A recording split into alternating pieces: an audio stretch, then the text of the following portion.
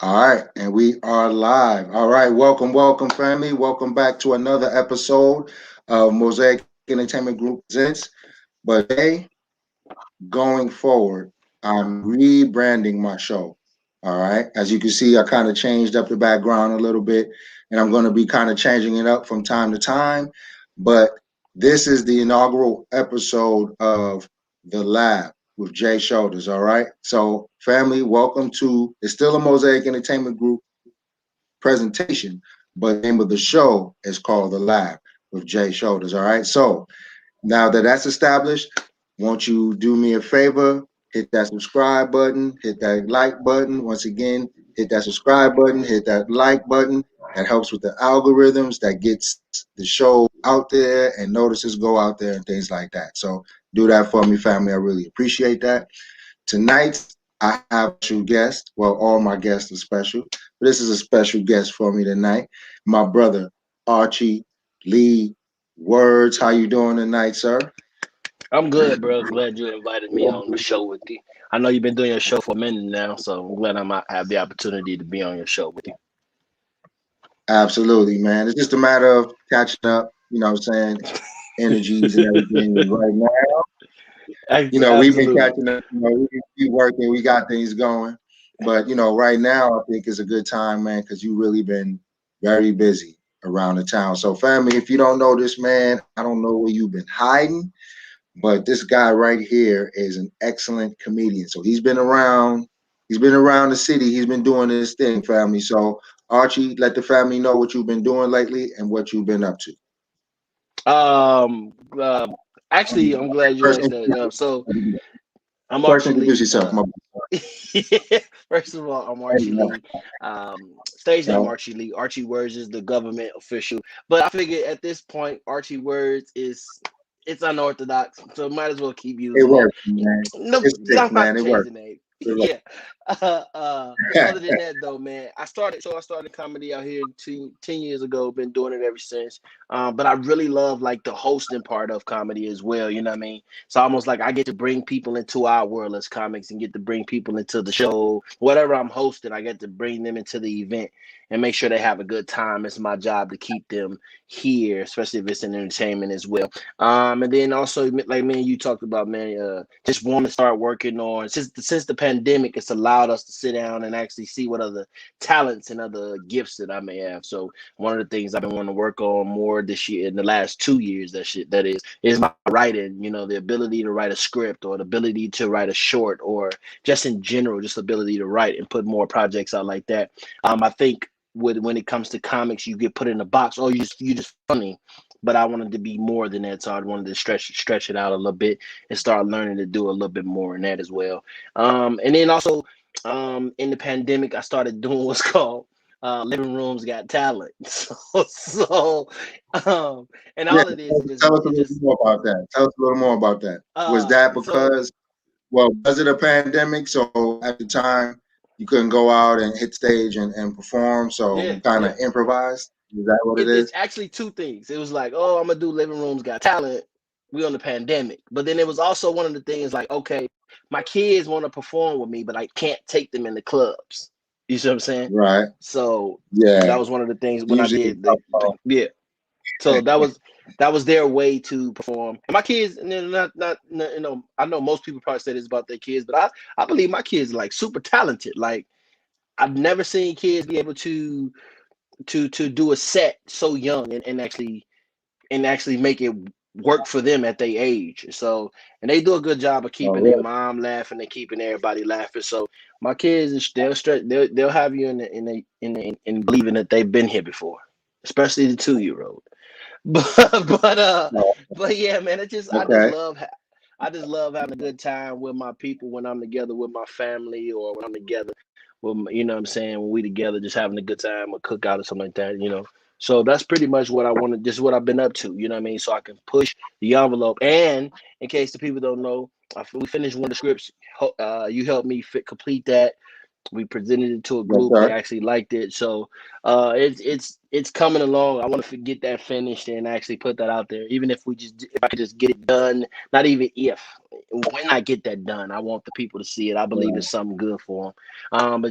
That's pretty much what I want to do. Just make sure I can start putting out projects and making them work and being so people can see it in the community that it's talent here, not just in Hollywood or wherever else. Right. So it's more than just being a comedian. You're actually kind of stretching yourself Hmm. and going beyond, kind of doing what's necessary, really, because in order to shop yourself as an artist, you got to kind of be multifaceted in this day and age. So, you go from the stage to content creation to writing to directing and acting. That's another Yeah. thing. You know what I'm saying? I see you as an I've seen you perform live, of course. And I see you as kind of multifaceted, man. You're more than just a comedian. You're an entertainer. You're more than just a Hmm. comedian, you're an Hmm. actual entertainer. And you can tell when people are not sincere about what they do, who are trying to just get a bag, I guess, as they say nowadays. They're just trying to get a bag. But I could tell, man. I mean, you've done this for nothing. You've done this for free. I've worked with you where we actually put together a show. You know what I mean? And we could talk about that a little later. Yeah. But so comedy. Why? So in essence, you're more than just a comedian. That's what I was trying to say. You're an overall entertainer. Hmm. So Hmm. let me ask you, why did you even start it? Why comedy? What was it about you said, hey, let me try this. Let me try this stand-up thing. Let me see how this works. Here's the thing about comedy that people need to know that when I first started doing comedy, I started doing comedy. I feel like I've been doing it forever. You know what I mean? And as when I say that, I mean you with your parents and your parents get up and go do that thing you do. It's like yeah. Right. So it was one Yo, of the dance things, but rap. yeah. But what pushed me into it even more, coming from the church background, I was with a group called Crusaders for Christ for a while, and then when I was with Crusaders for Christ, we had a concert, and in between the setting up of the different choirs and different groups, it was just like dead silence. And so the guy who Mm, put me in, his name is Robbie Critz. He was like, "Look, I just need you to get out there and do a couple of impressions, keep the people entertained. Can you do that for me?" I was like, "Man, yeah, you my dog. And at first I was hesitant. I'm like, but I only do that kind of stuff when it's just us. We fat, we boys. Yeah. He's like, bro, I know you can right. do it. And so I got to doing that. And I was like, you know what? I can really do this. This is something I like doing it. And then I have the opportunity to do some other stuff. In Illinois, they have this what's called Black Arts Festival. And I was asked to do some stuff for that. And then it was like the gospel festival. I was asked to do something like that. So the more I started doing it, I'm like, I can do this. You know what I mean? But Right. but this was so All right. they had some comics come in one time, and a friend of mine, my wife's best friend, her sister, my wife's best friend's sister, and they was like, "Man, we went to that thing. You could have been funnier than some of them people on that." I was like, "Don't tell me that. You'll bump my head up." That's pretty much what it is. So then, I Right. started doing more and more of that type of stuff when I was back home. So when I moved out here in Arizona, I was like, let me just give it a go. You know what I mean? And so my first show Right. was actually, and I did my first show off of a suggestion. My cousin told somebody about me. My lady named Bizzle. She runs the build. She got a building on Central. Her name is Ava. Shouts out to Ava Oh again. yeah. Ava was like, she was like, I just need you to do 5 minutes. Now keep in mind, she ain't never seen me. This is early YouTube, so I hadn't had nothing on YouTube or nothing. She was like, if you can just give me 5 minutes, that's all I need. I'm like, say no more, okay? And I did that. And so when I did it, that was like literally my second month here. So she gave me the Wow. opportunity to do it, man. I took to try to take advantage of it, you know what I'm saying? So but I failed a couple of times. I failed at it because I was trying, my wife would always say, stop trying to be a comic. And I was like, dang, what you talking about? That's what this is. But when I realized what Right. she was saying, it's actually been helping me more and more. When it's more like be yourself and just be yourself and watch it work more for you. Right. Well, you kind of give me the impression that you were like the class clown. You know what I'm saying? Growing up, I you was like the was one actually. that, yeah, you was the one always getting in trouble because you got always had something to say, or you was being funny, and you was getting other people in trouble because you making them laugh. So I grew up with a lot of guys like you, man. Just not everybody Listen, had the kind of courage like you on the stage and I just kind of knew how to do man. it. I just knew how to do it while I wouldn't get in trouble. Right. Well, you mean you come from, family don't know, he come from Chicago. So it's like, you talking, and being from New York, you talking to, two different meccas of different types, man, who Hmm. produce, all kinds of, talented people, especially the Midwest. You know what I mean? A lot of writers and comedians come out of the Midwest. And a lot of actors come out of the East Coast more so. So I've kind of noticed that over my years in this. So that's how you kind of got your start in comedy. You got your feet wet, you fell in love, and you started doing it, especially when you landed here. When did you decide? You know what? It's time for me to actually let me take it back. I want to take it back. So you said something about church. Hmm. Hmm. All right. So that's your background. All right. So Right. how do you balance and because I know you, the audience doesn't, is that something that you continue to, is church still, gospels and all that stuff, is that still Oh yeah, in I your still, life, yeah, part of your that's comedy? still, yeah, that's still like so. Growing up in church, that's still a part of my life. That's still part of what, when I grew up, that's still part of what I've been doing and I've done. Like every year, except during the pandemic, I've been at church on New Year's Eve. Mm. Close out the year on church, start the year in church. You know what I Uh, mean? So I think you I've was one of missed. those. I think I haven't gone in probably three times the whole. That was it. Three times in the 41 years of my living. That's it. Um, Wow. and then the other part, what the other thing was, um, so I didn't change anything. So I figured that I will still be who I am, even if I do comedy in a club. I just don't say words that some of the other people say. You know what I mean? Or I don't say some of the jokes that some of the other people say. So I try to make sure that my material is still good enough to work, whether I'm in church or I'm in the comedy club. And like I said, church is still part of our life anyway. Me and my wife, we pray. We some. Do you know how people say, just pray for me? Like me and my wife, Right. literally, we'll pray for somebody. We don't like one of the things I I was, do. you know how you go online, somebody like, oh, I'll just be keep you in my prayers. You know what I mean? That kind of stuff mean a lot. You know what I mean? So me and my wife still doing it. You know, that's some of the stuff that we haven't really been as tough on our kids as we were, like Mm. tough on, like people was tough on us with it, but we still want to make sure we introduce that to our children and our grandchildren. That's beautiful, man. That's beautiful. Hmm. And speaking of prayers, spirituality is really important to me as well, and it grounds me and it keeps me, focused. The more, the closer I get, to that destination, so to speak. Um, we recently lost a friend of ours, Hmm. due to this terrible pandemic, this thing that's going around right now. Um, we both were at the drive-by memorial for the brother. We both knew Hmm. him, both worked with him. I was on his podcast, and you've actually worked a little more intimately with him. The years at SDR at Support District Radio, Hmm. where I got my start in this arena here. Um, Tell me about that, man. How has that affected you? This is, has this COVID thing affected your family in any kind of way? We actually And how are your kids and everything, man? How y'all dealing with this? So here's the thing: we actually got COVID back in June, but Wow. we didn't realize because we didn't go anywhere. We didn't really go anywhere.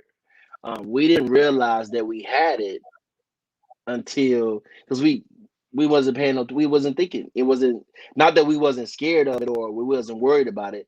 We just the symptoms that we had would it didn't it was so like what where did we how did we even, you know what I mean? But Right, in the right. process of that, so when we found out we had it, it was the simplest thing and we couldn't smell nothing.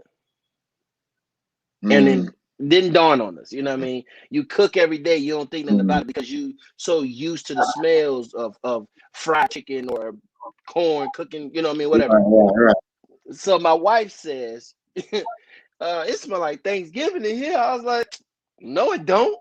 And then the thing about it, it didn't dawn on me. And then my son, she just said something to my son, and he was like, I don't smell it.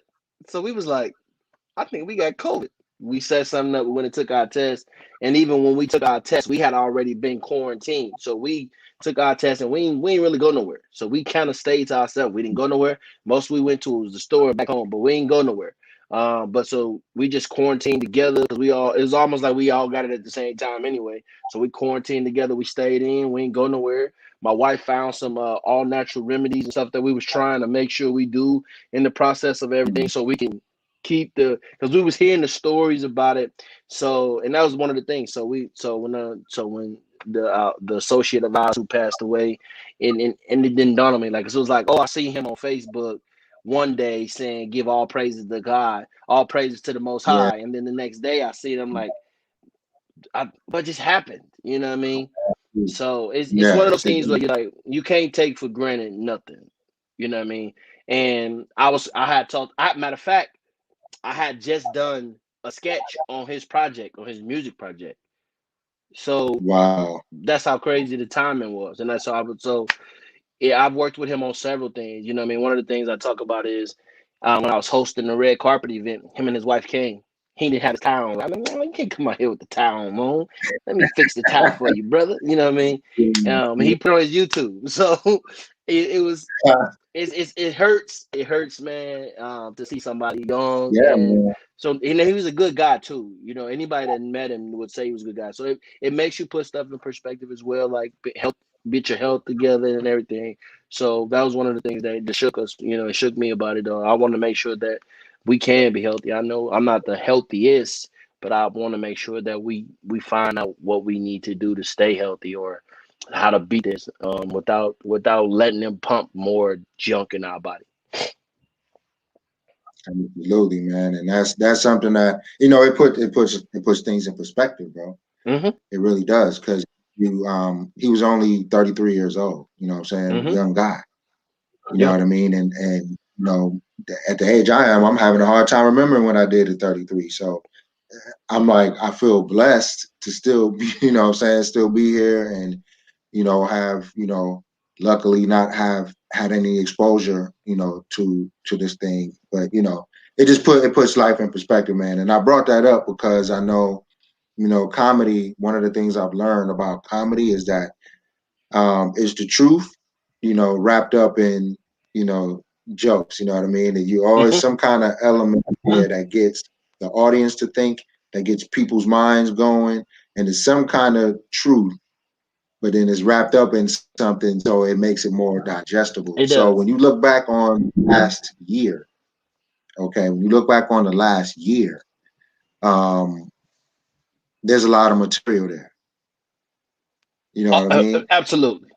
Absolutely. And even though some people would look at it as, oh, it was a tragic year, and it was. It was a lot that went on, but these are we're in a continuum right now. So the events are tragic in itself, but so do you ever, if you look back on 2020, do you see yourself pulling from some of the events of the year and throwing some of that into your comedy? Absolutely. That's so the one of the things is that I was laughing. I was on Clubhouse and somebody asked about doing COVID jokes. There's like, well, if you do a COVID joke, you got to make sure the COVID joke go over well, because everybody gonna have them. So I tried to stir away from those, you know what I mean? But so if I do point something out at it, it's just be real quick. I don't linger there. But most of the stuff I try to make sure that I talk about. Like I said, you talk about, your the truest things that happen to you. Like if I told somebody what happened at a funeral 2 years ago, you'll be like, no, that didn't. Yeah, yes, it did. You know what I mean? You know what I mean? Or it probably won't think it's funny at the time, but when I look back at it, I'm like, that was pretty funny. Even though it was at a funeral, that was Right, pretty funny. You know what I mean? right. And that's pretty much how it is. You just take that material, and the best way to do it is you work it, and you try to work at it to try to make it something that's gonna pop, or that's gonna go over well. We're both and we don't live in so in Arizona. We live in Arizona where it's a mix. It's not all black You go in the comedy Right. club, it's not a black comedy club. You know what I mean? So Right. you have to deal with the Hispanic community, the white community, things like that. So you got to be able to make sure your jokes relate to everybody that's in that crowd. Now I'm sure that's a challenge. So what's your process like? What do you just take the temperature of the room? Do you kind of just observe? Remember when I told you is remember I told you it's up to that host.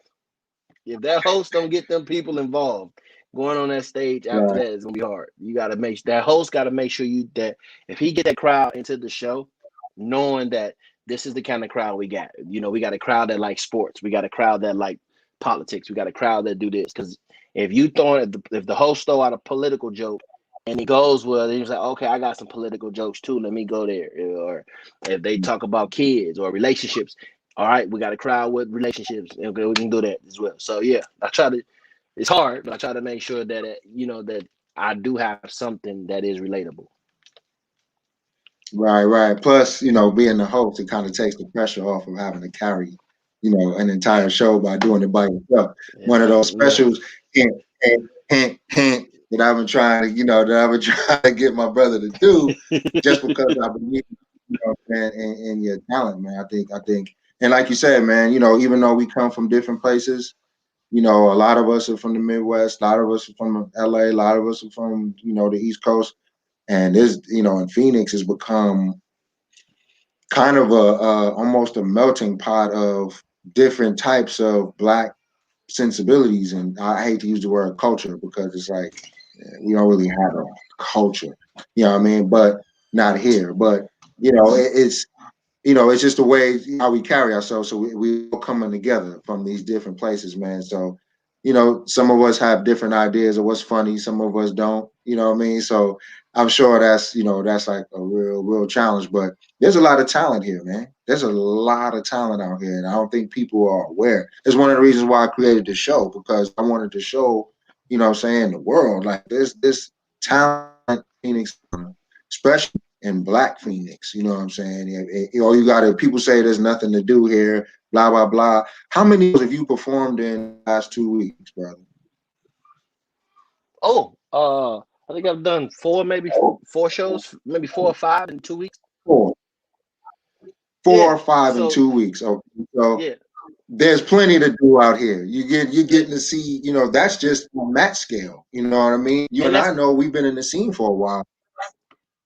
it's one of You know those what I things mean? where it's one of those things where so when you look at somebody that come from New York, where it's a busy state or a bit, you know what I mean, like coming from Chicago, that's a busy city and things like that. When they come here, it looks ain't nothing to do here, but if you for somebody that's supposed to be in a pandemic, Arizona has had a lot of events happening in that time frame. I was like, I Oh, thought we were supposed to be in a pandemic. man, So and yeah, you would never think it out here, man. You would never think it. Pandemic, what? People doing everything. Everything is crowded. Nobody's in their homes. nobody's and the thing about it is like I know like one of the guys he has a business. It's a lounge, you know what I mean? And he got something going on even now, yeah, his crowd is kept to a Mm. minimum, but he still it's something still going on. Right, right. All right, man. So let's switch gears a little bit. On this show, the lab, I kind of get there sometimes, man. I like to go a little deep, you know what I'm saying? Because we are more than what, we present to the world as far as our gifts, our talents, our abilities. You know what I'm saying? We're also human beings. You know what I'm saying? You're a husband, you're a father, you know what I mean? Like, and going back over the events of the last year, um, and like you said, what, you're 41, so you're not too far off from me. So you've been around since the 80s. You have that consciousness of the 80s. Um, Now that you're a dad and your sons are becoming young men, um, what kinds of discussions have you had with them, man, regarding, say, example of George Floyd or a Breonna Taylor, you know what I'm saying, or uh an Ahmaud Arbery, yeah, one Jay day Ray. right after George Floyd, right after the George Floyd thing. It was 'cause my boys are 15 and 12. But after the George Floyd situation, I was sitting at home. I couldn't think of how to explain to them or put into details what was happening. I was trying. I didn't have the best advice. And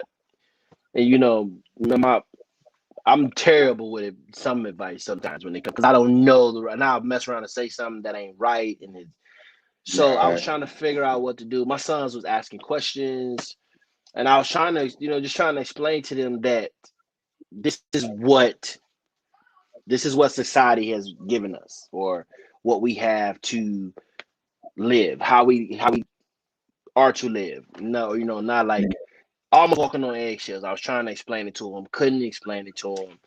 I took them to the march. Wow. I took them to one of the marches. I didn't go like the first 2 days. I went down there though, and to see them, they was asking questions, talking to people about it. Matter of fact, we had just pulled up out there, and we started walking. We probably was 2 miles in, and the news team pulled me and my boys over to start talking to us. I'm like, you gonna ask us, and we just got out here. We don't know. You know what I mean? In my time that I grew up, because I grew up in Chicago, where the city where we were, it was blacks. There was a sprinkle of whites, but what I mean. I grew up in the crime scene of just crime, drugs and crime. You know what I mean. I didn't see the police killing as I do now. You know what I mean. So trying to explain that to my sons has been hard. You know what I mean. So we discussed my wife, and I give praise to my wife, because my wife gave me a lot of. My wife was like, look, we can this is what we can tell them. You know what I mean? My wife don't sugarcoat. We say things as if they understand it. We make sure they understand. You understand what we're saying, right? This is what it is, or you know what I mean. So my wife is always right there when it's time to give some advice, and she helps me out pretty much when it comes to it. You know what I mean? Because I do want to make sure that my sons aren't killed in the car because they didn't have their hands on the steering wheel. Those are things that I talk to them about Right. that. But I also take my sons to the gun range. Like they got weapons. We are allowed to use weapons. You know what I mean? Or this is what you need to do. So it's a lot of balance, but it's like always trying to find the right words to say without making them scared per se. You know what I mean? Because I don't Right. want them to Right. fear. You know what I mean? Now my little one, he gonna go outside. If I tell him people coming over here to kill us, he probably will go outside until they come and kill us. Right. Because because for him, he is a loving person. Everybody deserves a hug or a love. So it's a task Right. for everybody. But my wife, like I said, my wife is pretty much my rock, man, when it comes to it. She try to make sure that, and she'll tell me too. I think you need to explain this to the boys, and I was like, oh, I don't want to do it. You know what I mean? So we watched, and with them here, we watched. It's the new one, American Skin. They Yeah. was with us watching Yeah. it. Yeah. You know what I mean? Yeah. So little Uh, stuff like that, you know what I mean? Because sometimes if they see it visually, they'll understand too. And like I told you earlier, my kids are pretty much they're pretty smart. So it's been, like I said, it's been one of the hardest things to have to teach. Like I said, to the generation that's their age, like the 15s and the 13-year-olds. So they understand though, and I try to make sure they know that. And like we tell my son all the time, don't just go to the store. Like, don't just go to Circle K. Wait, like tell us. So because we don't know what's happening. right. I mean, you might see something on Facebook. You got some people standing on floor in the corner with Nazi flags or whatever, or Confederate flags. We don't know. Like, be careful. Like, let me go with you. Let me take you. So that's been the hardest thing though. Trying to give the right advice per se without making them scared. And I think that's the one thing is you don't want to make them scared to live, if that makes sense.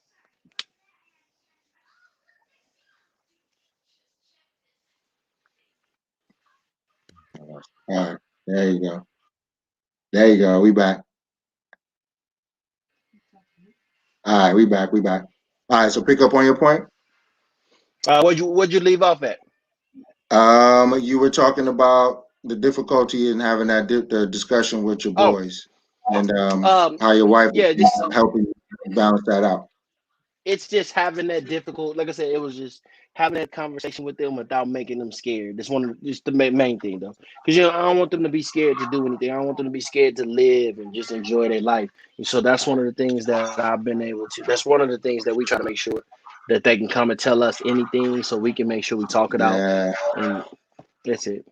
yeah. I mean, that's hard, man. Because how do you, you know,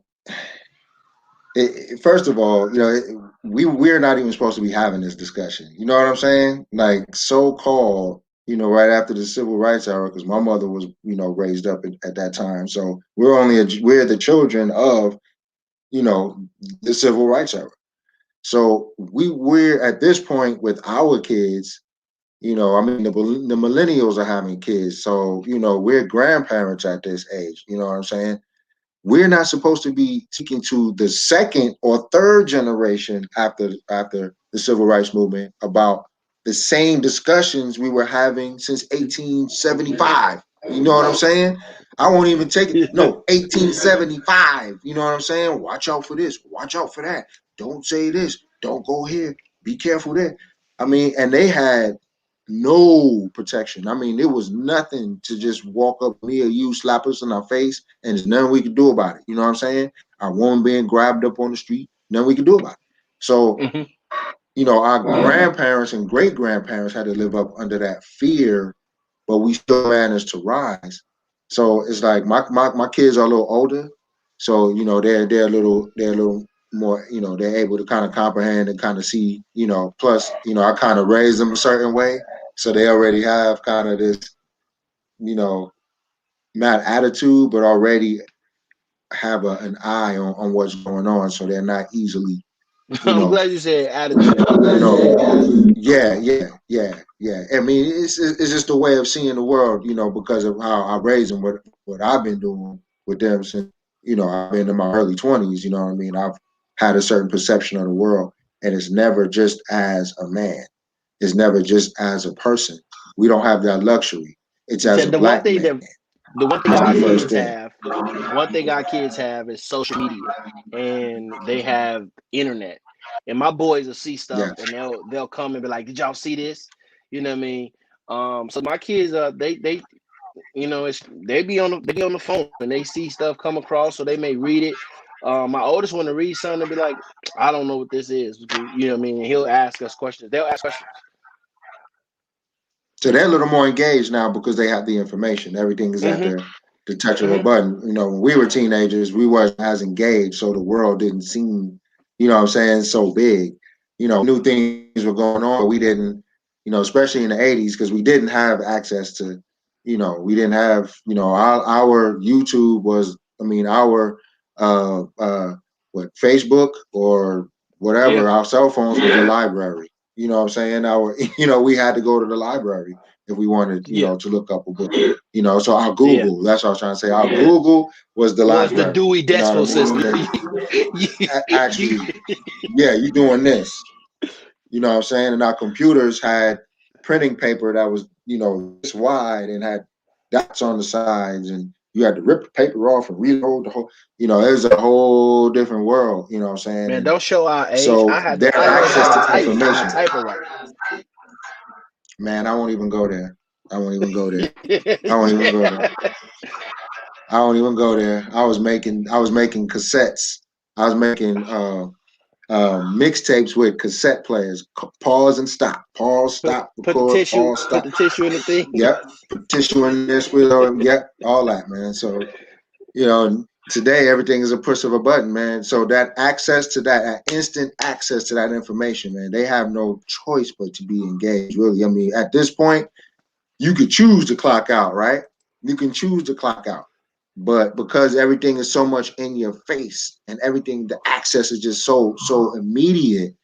Um, how do we keep our kids safe? You know what I mean? How do we continue to do what we're doing as husbands and fathers, which is strive to be better men, strive to be better fathers, strive to be better husbands, providers, chase our dreams and make sure we're on point with our goals, while at the same time nurturing our children, making sure that we're giving them the right cover, the right protection. So when we're not around, you know, are they okay? Are they safe? You know what I mean? So Mhm. that's something that our, community in particular, I don't think any other community out there has that type of worry where this is generational. You know what I'm saying? You just said you came from a neighborhood of drug and crime. So did I, and we're talking, in the 80s. So, you know what I'm saying? 30, 40 years ago. And, Oh and man. we're having the same discussion. You know what I'm saying? That our parents were having 50, 60 years ago. Right. So as a father, and how I look at that and I'm like, man, we continuing in this line. We continuing in this line. And yet, our kids are looking at us like, what do we do? You know what I mean? So even that I see can be put into your comedy, you know what I mean? Because it's real life. That's where we are right now. Well, one of the things that I was looking at too is where I grew up. It was a solid black community. Whereas one of the things about living here that I enjoy, that I like is the diversity that my sons get to be a part of every day. You know what I mean?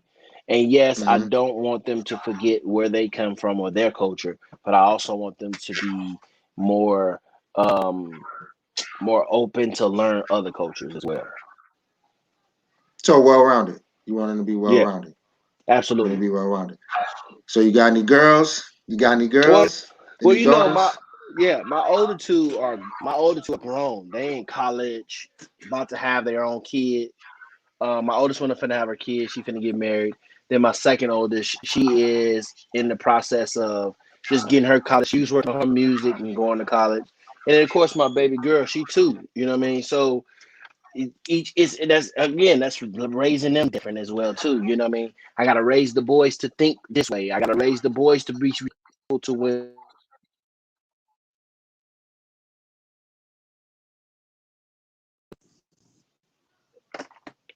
Can you hear me? Shoulders, can you hear me? Yep. Yep. Yeah.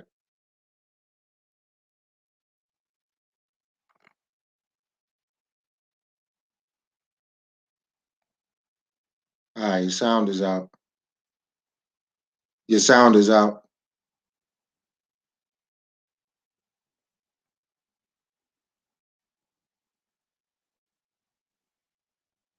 Let's see.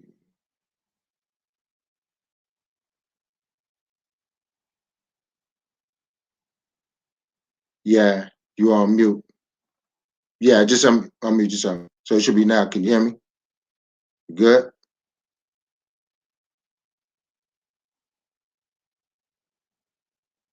Nope. Hear me, but I can't hear you.